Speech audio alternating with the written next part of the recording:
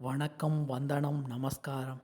இன்னைக்கு மாங்காடு டைம்ஸில் ஒரு அதாவது திருப்பதி பெருமானை பார்க்கறதுக்கு முன்னால் எந்தெந்த கோயிலெலாம் நம்ம பார்க்கணும், சாஸ்திர முறைப்படி என்னென்ன கோயிலெலாம் நம்ம பார்க்கணும் அப்படிங்கிறத பற்றி நம்ம சுருக்கமாக பார்க்க போகிறோம்.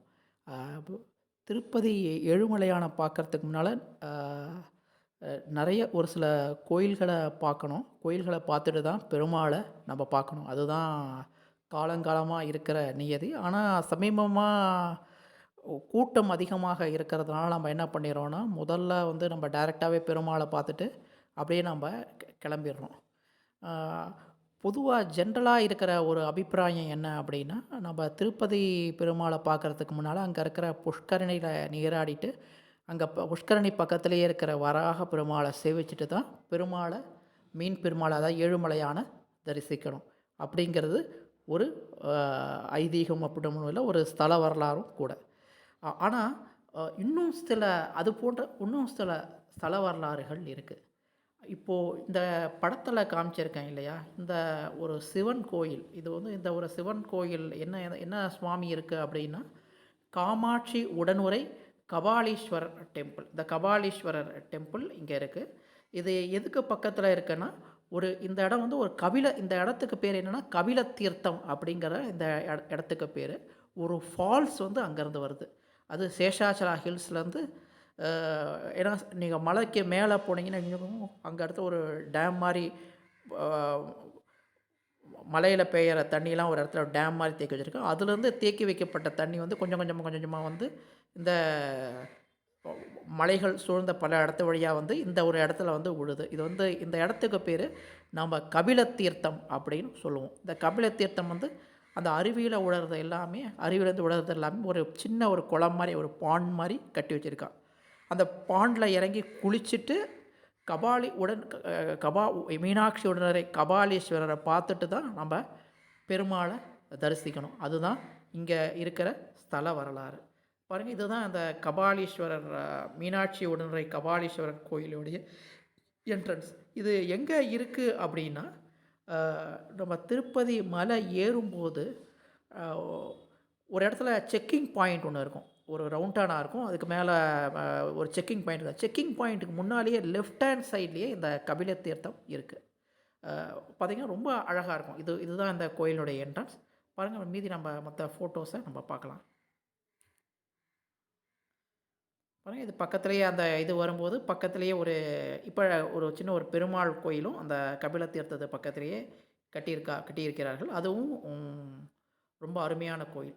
இது என்ன, அந்த கபில தீர்த்தத்துக்கு அந்த பெருமாள் கோயிலுக்கு முன்னால் இருக்கிற ஒரு மரம், அதாவது கற்பக விருட்ச மரம். அதாவது அந்த கோயில், ஒவ்வொரு கோயிலும் ஒரு கோயிலுக்கு மரம் இருக்கு. இந்த கோயிலில் இந்த நாகலிங்க மரத்தின் மேலே நாம் ஏதாவது துணி கட்டி, அப்புறம் பெரிய பெரிய நாகப்பழமெல்லாம் இருக்குது இல்லையா, நம்மளுடைய வேண்டுதல்களை இங்கே இதில் செலுத்துகிறார்கள். பாருங்கள், பெரிய பெரிய நாகப்பழமெல்லாம் அதில் இது மேலே இருக்குது. அந்த மரத்தை சுற்றி இருக்குது. இதுவும் சுற்றி வழிபட வேண்டிய ஒரு ஸ்தலம். பாருங்கள், இந்த கபாலீஸ்வரர் கோயிலை பார்த்தீங்கன்னா ஒரு வரலாற்று இங்கே ஒரு போர்டு மாதிரி வச்சுருக்காங்க. இது என்னென்னா, இந்த கோயில் வந்து காலையில் 5 மணிலேருந்து இரவு 8 மணி வரைக்கும் இருக்கும். முதல்ல இந்த மீனாட்சி உடனுரை கபாலீஸ்வரரை பார்த்துட்டு தான் நம்ம மீன் பெருமாளையே நம்ம பார்க்கணும். இந்த இடத்துல ஒரு சின்ன ஒரு பாண்ட் இருக்கும். அந்த பாண்டில் குளிச்சுட்டு போகிறது ரொம்ப நல்லது.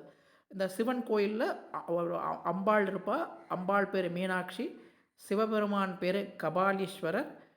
அப்புறம் உள்ள சின்ன சின்ன சுவாமி சன்னதி எல்லாமே இருக்குது. சின்ன சின்ன நவகிரக சன்னதி எல்லாமே இதில் இருக்குது. ஒரு சின்ன சிவன் கோயில் எப்படி இருக்குமோ அந்த பாண்டை சுற்றி அமைத்திருக்கிறார்கள். பாருங்கள், இதுதான் இந்த பாண்டுடைய ஒரு கரை. இந்த கரையில் கரையிலேருந்து அந்த பாண்டை நம்ம பார்க்கலாம். பாருங்கள், இதுதான் அந்த குளம்.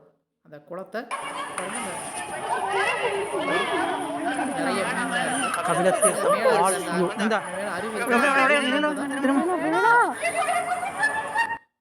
இந்த அருவியிலிருந்து தான் நம்ம இந்த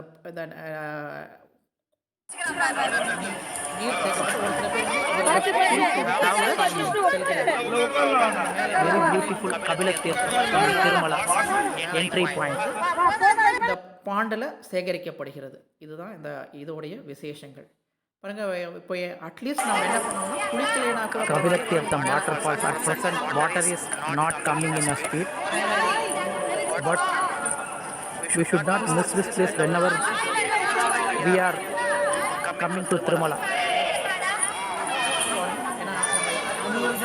See how the fresh water, how see kids are taking bath. மலை மீது அதாவது அது கொஞ்சம் கொஞ்சமாக தண்ணி வந்து ரொம்ப மைன்யூட்டாக தான் வருது, அதனால் அது தெரியல. ஆனால் இந்த குளத்தில் அந்த பாண்டில் சேகரிக்கப்பட்டு வைக்கப்படுகிறது. இந்த சேகரிக்கப்பட்ட குளத்தில் நாம் கால் இறங்கி நம்ம காலை நனைத்துக் கொள்ள வேண்டும். முடிந்தால் ஸ்நானம் செய்துவிட்டு கூட மீனாட்சி உடனுரை கபாலீஸ்வரர் கோயிலை நம்ம தவறாமல் அவசியம் தரிசிக்க வேண்டும். திருப்பதி செல்வதற்கு முன்னால் இந்த கபிலத்தீர்த்தம் திருப்பதி திருமலை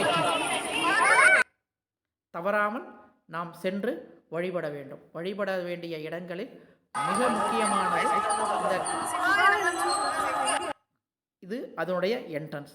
எனவே நீங்கள் ஒவ்வொரு முறை செல்லும் போதும், திருப்பதி செல்லும் போதும் தவறாமல் இந்த கபிலத்தீர்த்தத்தை ஸ்நானம் செய்து முடிந்தால் காலை நனைத்துவிட்டு திருப்பதி பெருமாளை தரிசியுங்கள்.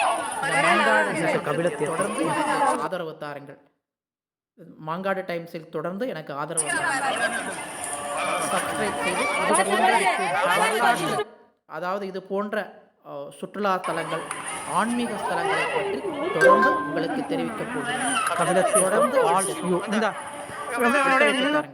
தொடர்ந்து பாருங்க. இது மற்ற ஃபால்ஸ் இந்த இடத்துல இந்த கருப்பாக கொஞ்சம் கொஞ்சமாக தண்ணீர் வந்து இந்த குளத்தில் சேகரிக்கப்படுகிறது. எனவே தவறாமல் இந்த கபில தீர்த்தத்தை சென்று தரிசித்து வாருங்கள். திருப்பதி மலை ஏறுவதற்கு முன்னால் இந்த கபில தீர்த்தத்தில் அட்லீஸ்ட் கால் நனைத்து விட்டு பிறகு திருப்பதி பெருமாளை சென்று சந்தியுங்கள். இங்கே கால் நனைத்து விட்டு முடிந்தால் புஷ்கரணையில் நீராடிவிட்டு வராக பெருமாளை தரிசித்து விட்டு திருப்பதி பெருமாளை நாம் தரிசிக்க வேண்டும். திருப்பதியை சுற்றி மேலும் சில பார்க்க வேண்டிய இடங்கள் இருக்கிறது. அது பற்றிய ஒரு தனி வீடியோவை நான் தனியாக போடப்போகிறேன். தொடர்ந்து இந்த மாங்காடு டைம்ஸ் சேனலை சப்ஸ்கிரைப் செய்து எனக்கு தொடர்ந்து ஆதரவு தாருங்கள். நமஸ்காரம். கபாலீஸ்வரர் அருள், மீனாட்சி உடனுரை கபாலீஸ்வரர் அருள் நம் அனைவருக்கும் கிடைக்கட்டும். திருப்பதி ஏழுமலையான் நம் குடும்பத்தினருக்கு எல்லா அருளையும் அருளட்டும். நமஸ்காரம்.